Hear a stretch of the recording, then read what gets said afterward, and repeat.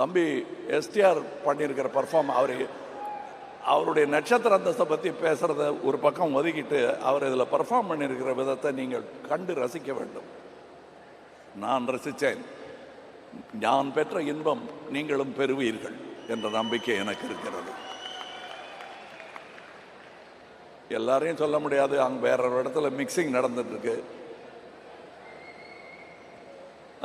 Whiplash என்ற படத்தின் sound mixing செய்ததற்காக ஆஸ்கார் வென்றவர் இந்த படத்திலும் செய்து கொண்டிருக்கிறார். இதெல்லாம் இப்போ தான் சொல்ல முடியும். முதல்லையே சொன்னால் படம் சரியில் இருக்கும் போல் இருக்கு, பேராக சொல்லிகிட்டு இருக்காங்கன்னு நினச்சிடக்கூடாதுங்கிறதுக்காக அதெல்லாம் அப்புறமா இது எப்படிங்கன்னு கேட்கும்போது அவங்க பேரை சொல்லலாங்கிறதுக்காக விட்டு வச்சுருக்கோம். ஏன்னா அவங்க ஒர்க்கு இந்த மாதிரி மேடையில் நின்னா புரியாது, படம் பார்க்கும்போது தான் தெரியும்.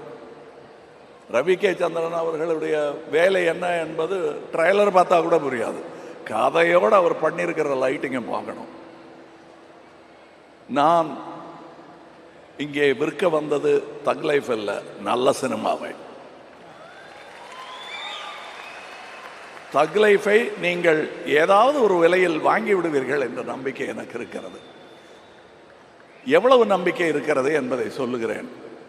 இது யாரோ மற்ற ப்ரொடியூசர்லாம் சவால் விடுறதா நினைக்க வேண்டாம், அதல்ல, அவங்கவுங்க இஷ்டம். அது நான் சேட்டலைட்டும் நெட்ஃப்ளிக்ஸும் மட்டும்தான் விற்றிருக்கிறேன். பாக்கியெல்லாம் வி ஆர் டிஸ்ட்ரிபியூட்டிங். மணி சாருக்கு ரிஸ்க் வந்துடாம நாங்கள் டிஸ்ட்ரிபியூட்டிங். என்ன நம்பிக்கை இருந்தால் இப்படி பண்ணுவோம் நீங்கள் சொல்லுங்கள். ஏன்னா வியாபாரம் எங்களுக்கு ஓரளவுக்கு தெரியும்.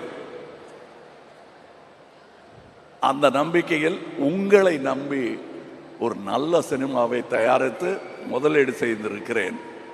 உரம் போட்டு இருக்கிறோம், உழுது இருக்கிறோம். விவசாயிக்கு இதை தவிர வேற ஒன்றும் தெரியாது. எங்கள் விவசாயம் சினிமா விவசாயம். அதில் யாராவது இதில் கார்ப்பரேட் விவசாயம் பண்ணாமல் இருக்கிறதுக்காகத்தான் மணி மாறி தோழர்கள் எனக்கு தேவையாக இருக்கிறார்கள். நன்றி. இதில் தோள் கொடுத்த அத்தனை சகோதரர்கள் பேரையும் சொல்ல முடியாது, தோள் கொடுக்க போகும் ரசிகர்கள் பேரையும் தனித்தனியே சொல்ல முடியாது. நான் கடந்து வந்த பாதையில் கலைஞர் டயலாக் சொன்ன மாதிரி, பாட்டளிக்கும் குயில்கள் இல்லை என் பாதையில், படமெடுக்கும் பாம்புகள் நெளிந்திருக்கின்றன. ஆகாரத்திற்காக அழுக்கச் சாப்பிட்டு தடாகத்தை சுற்றப்படுத்துகிறதே மீன், அதை போல நான்.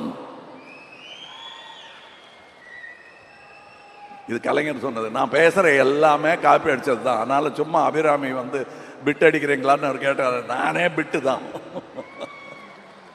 அதுவும் பள்ளிக்கூடத்துக்கே போகாத பையன், ஃபிலிம் இன்ஸ்டியூட்டுக்கும் போகாத பையன் பிட் அடிக்காமல் வேற என்ன பண்ணுவான்? பிட் அடிச்சு சினிமாவுக்காக ஒரு டாக்டர் பட்டம் வேற கொடுத்துட்டாங்க. அது எங்கள் அக்காட்டெல்லாம் நான் காட்டவே இல்லை. தலையில் கூட்டி உனக்கு இது வேற குறைவா, படிச்சிருக்கலாம்ல அப்படின்னு வைவாங்க. செய்திகளை உடனுக்குடனும் துல்லியமாகவும் தெரிந்து கொள்ள சப்ஸ்கிரைப் பண்ணுங்க.